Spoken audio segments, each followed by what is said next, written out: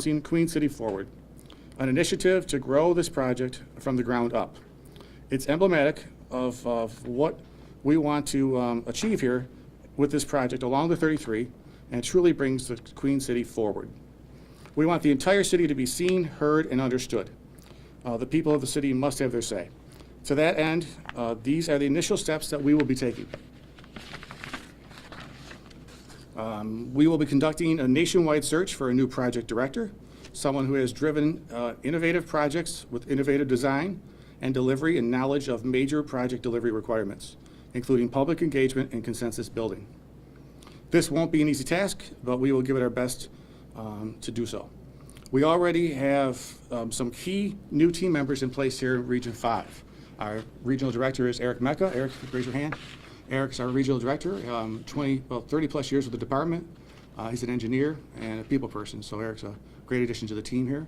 Cameron Schultz is our regional design engineer. Cameron's been with the department over 25 years and takes over for Sandra, who many of you have seen over the past. Ryan Whalen is our new PIO, local media, very, very knowledgeable about Western New York. And Tajay Jenkins-Jones, who's filming the camera there, is our community outreach specialist, and he is a member of the Buffalo community since he was born. So we have a good team in place, and I'll remain on the team as well to help out and do the best I can with local officials and help move the project forward. So we will be kicking off an outreach and listening tour beginning in October in areas across the region. We want to hear from as many people as possible before we formulate a new plan for the project along the 33.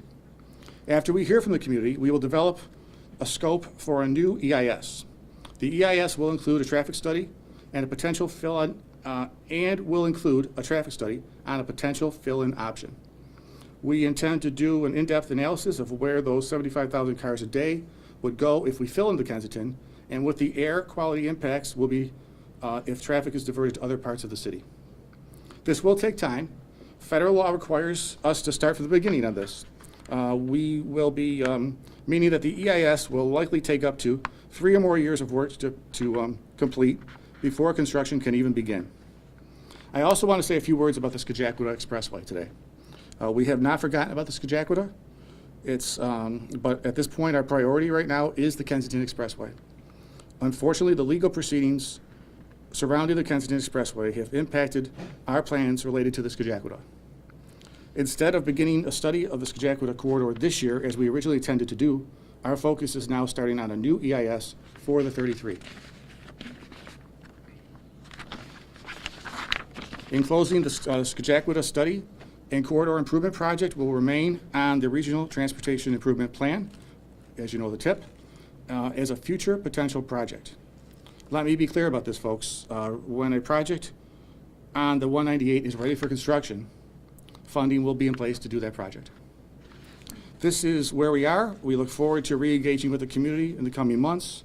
We want to hear, listen, and collaborate. Thanks for taking your time today. I actually forgot to put my glasses on, so now that they're here, I realize that I didn't do that. But I want to thank Ryan for the larger print. I'm here to answer any questions if you have at this point, and go easy on me. What happened to the former project director, and why the need to go back and start from the beginning? Well, we're in a process now where we have to do a full EIS, and that involves a new process. And the former director, if you talk about Sandra, she retired. 34 great years of service here at DOT, very hard worker, put a lot of time in. She deserves her retirement. So, it's just timing of the issue. Very, very devoted to the project, though. Why wasn't the EIS study done before? Yeah, we felt an EA was an appropriate approach, but the courts have said that EIS is the way to go, so we're going to do that. Gotcha. And there was already a public outreach push before, oh yeah, right? We were everywhere. So what do you hope to gain now that you didn't gain before with getting the public's reaction? New ideas. It's a project that's got a lot more legs now. People know it's a real project. Something could happen along the 33. So we're looking for some new ideas, people's ideas, what they felt about the old project, what they feel about the new project, and they'll have more information now as well. With the traffic study that we announced, people will be able to make some more opinions of their own based on some actual information. That includes capping. One of the ideas, the open ideas, includes capping of filling in the Kensington, sure, like some of these local activist groups have been trying to push for rather than a capping of the expressway? Oh, it does include a fill-in option. We were going to study that. Rich, the rendering, Hi, Mike. the renderings that we've seen, the governor's office has promoted them, they've been at different events in Buffalo over the past few years. That rendering of the tunnel, you know, look, Sure. is that irrelevant at this point? Is that an option at this point? I mean, is that just, it could look like that, it could not look like that, is basically what you're saying? Yeah, as we're out in the community, if residents think that that's a great option, that they want us to move forward, come to the meetings and express those opinions, I'd like to hear them. We're hoping to hear that feedback, you know, see what happens, see what they want to see. It's all subject to change now, correct? It's an open process at this point. We're starting fresh. We're starting with a full EIS. We have a new team in place. The new team's not reflective of the old team not, you know, being anything issue. It's just timing, but it's great to start off with a fresh team and go out to the public on a fresh approach. The previous EA ruled out a fill-in option for not being feasible. Why is that all of a sudden now back on the table being considered? Well, I would think that with further review, you know, you look at all options. EISs are a little bit more encompassing, and it gives us a chance to look at it. I think we should clarify too, we're gonna look at the fill-in option as we do this traffic study prior to the EIS, so that we know what kind of project we're looking at as we move to the EIS. So, it doesn't necessarily have to be a part of it, or it could be a part of it, but the traffic study's gonna come first. For the EIS? Yes. One of the Yeah, go ahead. GBNRTC, other folks I've spoken to said, you know, a fill-in option doesn't work unless DOT actively looks at the arterials that they control leading in and out of Buffalo. Will that be studied as part of this traffic study? Because you can't fill that in and then dump all that traffic onto Walden without updating Walden or Genesee or Broadway or Insert Street here. My precursory knowledge of EIS is as it will include it, because you need to have a cohesive plan of traffic, and those starts and stops will be part of a plan. But, you know, this is a little ahead of the game. Right now, we're really doing the look at the community involvement portion of this process. We'll have more information about the EIS as we go, and that information will be also presented probably at community meetings, so residents know really what an EIS does.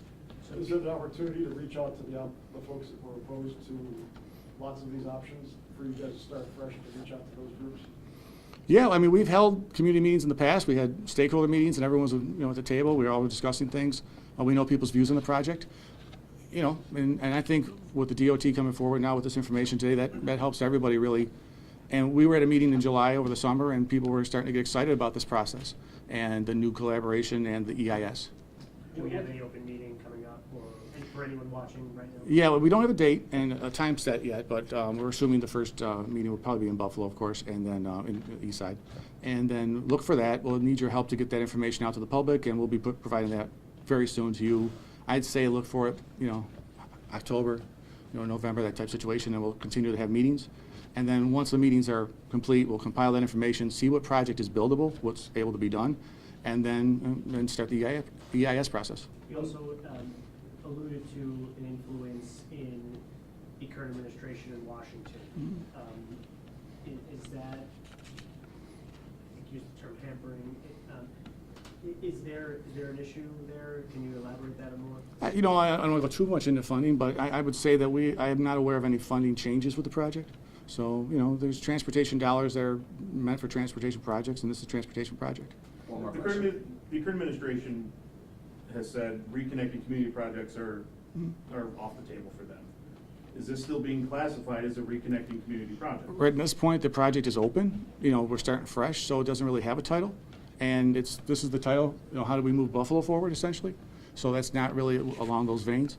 And we'll see where that goes as far as the project goes, and what the people want to see. I want to reiterate, though, the EIS process will not start with one project, of course. Multiple items will go into the EIS, multiple things will be studied. It won't just focus on one A project. lot of people felt the process for engaging the public was flawed out of the gate. They didn't feel that there was an effort by the DOT to invite anyone who didn't support the project, you know, outside of Rock, for example. How can you convince, and what will you do to convince those people who felt that way about the initial project that their opinion will be heard this time around, and it's not just a foregone conclusion that a cap is going to be the next step? Yeah, well, I think with the DOT coming forward with essentially a blank slate, some type of, you know, information have to be given to the public. They're going to want to know why they're at the meeting. We can't just say, well, what do you think about the 33? So we have to give some, input, maybe even a survey of some kind, who knows? But these meetings will start to take shape, and you'll know more about the meetings in the future. But these are gonna be open to the public, many of them, there's not gonna just be one or two, and people can have their voice heard. They can write in and get the process started. Great, and then let's wrap it up. And also at the past stakeholder meetings, all residents for or against the tunnel at the time were always welcome to speak. I always afforded much more time actually to the opposition than to the proponents. What kind of support is this getting from local and state government? I know that when this project, the original project was announced, it got widespread support from state lawmakers, local lawmakers. What has this initiative now gotten in terms of support? We've reached out to local elected officials, or, we've received good feedback on this community input. I know I was speaking to the mayor, and he's like, is the community going to be heard? And, that's a main priority of the administration, that the community is heard, and we're committing to that. It's fair to characterize this as a complete reset of the Kensington project? Yeah, fully fair, yeah. Yeah. Years for the EIS, so construction could begin in 2028, or? Well, we're talking about 2 or 3 years for the EIS. So then they would start after that process. So I think it's it would be premature to give a date on. of when it starts, but construction will start. once the EIS starts, we're hearing 2 to 3 years. It's pretty comprehensive. It'll be Nate Benson will be reading that for weeks. All right, thanks, guys. Thank you. Thanks, everybody. Appreciate you. Thanks for coming. Hey, Mike, nice to see you. Good to see you, sir. Good job. Thanks, I appreciate it. Good job, thanks. Good to see you. Nice to see you. Take care of it. Thank you. Thanks again. It's nice to meet you. And actually- The councilman's got jokes. The public's more of a chance to weigh in. Okay. Nice to meet you. Thank you for taking my question. Thanks for believing in this. Okay, Rob. Nice to meet you. Yeah, thank you.